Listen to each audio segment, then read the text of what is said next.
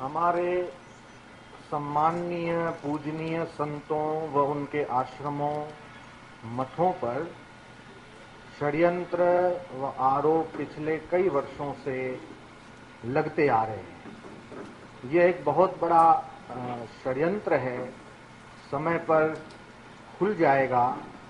आज जो भी प्रकरण न्यायालय में चल रहा है, न्याय प्रणाली में हमें पूरा विश्वास है और न्यायालय का हम पूरा सम्मान करते हैं।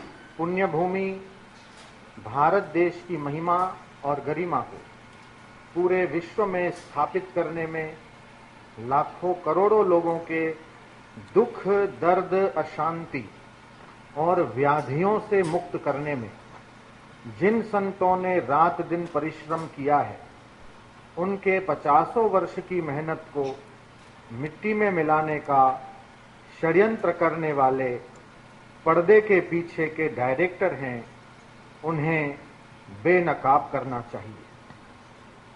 इतिहास को उठाकर देखें तो पता चलेगा कि पूर्व में भी कई सम्माननीय निर्दोष लोगों को कारावास में रहना पड़ा था।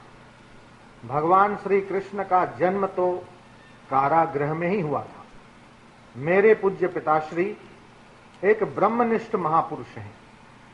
विपरीत परिस्थितियों में भी उनकी शांति, समता और धैर्य को मैंने देखा है और जेल जाने से पूर्व भी देश विदेश के करोड़ों लोगों ने विभिन्न चैनलों के माध्यम से उनकी शांति, धैर्य और समता के दर्शन किए।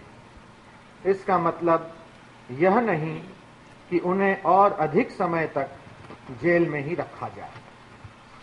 संत प्रवर आशाराम जी बापू के पक्ष में उनके देश विदेश के करोड़ों अनुयायी व समर्थक आज भी खड़े हैं। भारत के कई साधु संत आज भी बापू जी के साथ हैं। वे देश में शांति व्यवस्था को भंग करना नहीं चाहते। हर महीने की पूर्णिमा को हजारों ऐसे भक्त हैं जो गुरु दर्शन बिना पानी भी नहीं पीते।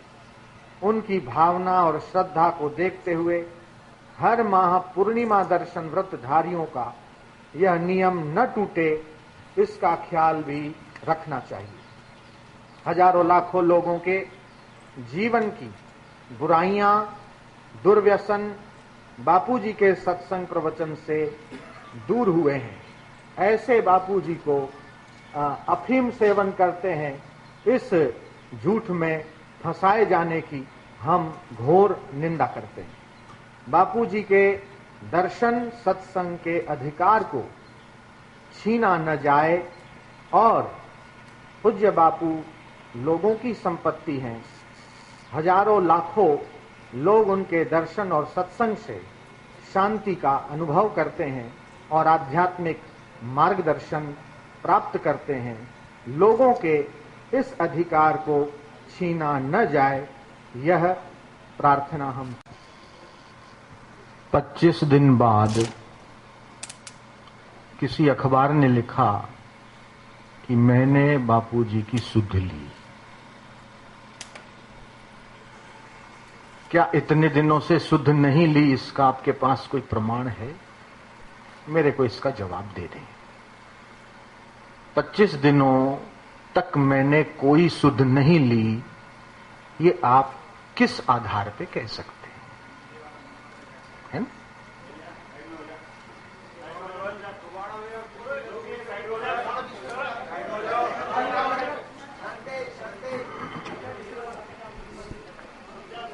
मेरी बापूजी से फोन पे नहीं, अंतरंग वार्ता हर रोज होती है। मेरा और बापूजी का हृदय और मन बहुत मिला हुआ है और मुझे इस बात में विश्वास है कि मेरी पुकार, मेरे शब्द, मेरी प्रार्थनाएं बापूजी तक पहुंचते हैं और उसका उत्तर भी मुझे कई बार मिलता है, संकेत मिलता है। आप ये नहीं कह सकते कि 25 दिन बाद मैंने सुध ली। अरे बापूजी जब भोपाल में थे, मैंने मेरे कार्यक्रम निरस्त करके और राजकोट से सीधा मैं भोपाल पहुंचा था। वहां से लेकर गिरफ्तारी तक मैं साथ में था। उसके बाद भी मेरी जो सोच है, मेरा जो हृदय है, वो निरंतर बापूजी के साथ था। शरीर से मैं आज आया हूं, मन तो मेरा यहीं था, आज भी यहीं है, बापू के पास है। जगह जगह पूरे भारत में बापूजी के समर्थन में कहीं शांति मार्च, कहीं मौन प्रदर्शन, कहीं प्रार्थना, कहीं कीर्तन, इस प्रकार शांतिपूर्ण आयोजन पूरे देश में हो रहे हैं। उस दिन दिल्ली में मैं एयरपोर्ट से जब बाहर निकल रहा था, उस वक्त एक भाई थे जयपुर से जाते वक्त दिल्ली, बोले मैं रायपुर से आया हूं, मैं भी दिल्ली जा रहा हूं। स्वामी जी, मेरे घर से 50 कदम दूर लगभग 3,500-4 हजार लोग बापूजी के समर्थन में बैठे। मुझे वो साधक नहीं है, बापूजी का दीक्षित शिष्य नहीं है, उसके द्वारा ये पता चला कि 3,500 लोग रायपुर में बापूजी के समर्थन में हर रोज जो है बैठे हुए। मैं ये पूछता हूं कि ये क्या खबर नहीं है? इस खबर को क्या नहीं दिखाया जाना चाहिए? तो मैं ये प्रार्थना करता हूं कि पक्षपात जो हो रहा है वह न होना चाहिए। खबर को खबर के ढंग से दिखाना चाहिए। गलत खबर को दिखाते हैं तो जो ठीक खबर है, हमारे पक्ष की खबर है, वह भी प्रिंट मीडिया और इलेक्ट्रॉनिक मीडिया कवर करे। दूसरी बात, जो लोगों को गलत एक मैसेज जा रहा है, क्या जा रहा है? बापूजी के समर्थकों ने की मीडिया कर्मियों के साथ गुंडागर्दी, राइट? ये जो गुंडागर्दी की बात है, ये गुंडागर्दी जो भी हमारे दीक्षित शिष्य हैं, भक्त हैं, हमारा साधक परिवार है, वो कर ही नहीं सकता। और उस भेष में अगर कोई करता है, मैं उसको हमारे परिवार का नहीं मानता। ओके? उसको मैं मेरे परिवार का, हमारे परिवार का, हमारे भक्त समुदाय का नहीं मानता। मुझे एक खबर देखकर बड़ी ठेस पहुंची कि इसी जोधपुर आश्रम के बाहर किसी मीडिया के भाई पर हमला हुआ, उसको टांके आए। ऐसी खबर मैंने सुनी, मुझे बड़ा दुख हुआ। और वो जो घटना है, वो कोई हमारा समर्थक या साधक बनकर मीडिया के भाई पर अटैक करे और उसमें इल्जाम हमारी संस्था पर या बापूजी पर लगे, इससे करोड़ों लोग गुमराह होते हैं, भ्रमित होते हैं। एक एग्जाम्पल, एक मौन यात्रा जुलूस इंदौर में निकाला जा रहा था, जिसमें लगभग 2,500-3 हजार लोग थे। उसमें कुछ असामाजिक तत्व कहो, षड्यंत्रकारी कहो, विघ्न संतोषी कहो, 5-25 घुस जाए, पता नहीं लगता। हजारों लोगों में 2-5 लोग अगर घुस जाए और उनके हाथ में जेब में पत्थर हो, कुछ और, वो उठा के किसी कैमरामैन के ऊपर फेंक दें, 3,000 लोग दोषी पाए जाएंगे कि इन जुलूस करने वालों ने, इन बापूजी के समर्थकों ने मीडिया कर्मियों पर हमला किया। लेकिन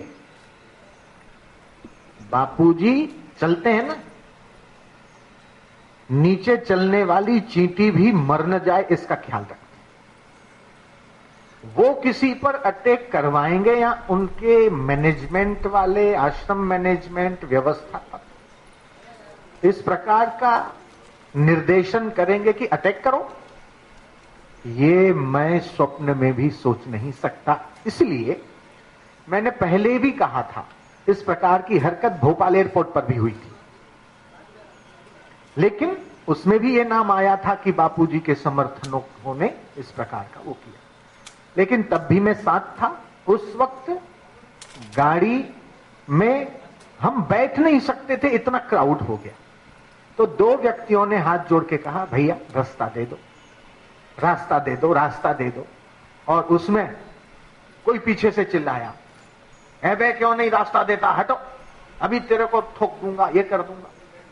तो ये उन लोगों में कौन व्यक्ति बोला वो आइडेंटिफाई करना मुश्किल है। नाम आ जाता है आश्रम के लोगों ने, बापू के साधकों ने, बापू के समर्थकों ने। ये जो गलत मैसेज जा रहा है समाज में, वो नहीं जाना चाहिए। और किसी भी प्रिंट मीडिया या इलेक्ट्रॉनिक मीडिया के भाई को अगर कोई ठेस पहुंची है, आई एम वेरी सॉरी, व्यक्तिगत रूप से भी और संस्था की ओर से भी। सबका हम सम्मान करते हैं और उम्मीद करते हैं कि दोनों पक्ष की खबरों को ठीक से प्रसारित करें। ओम शांति।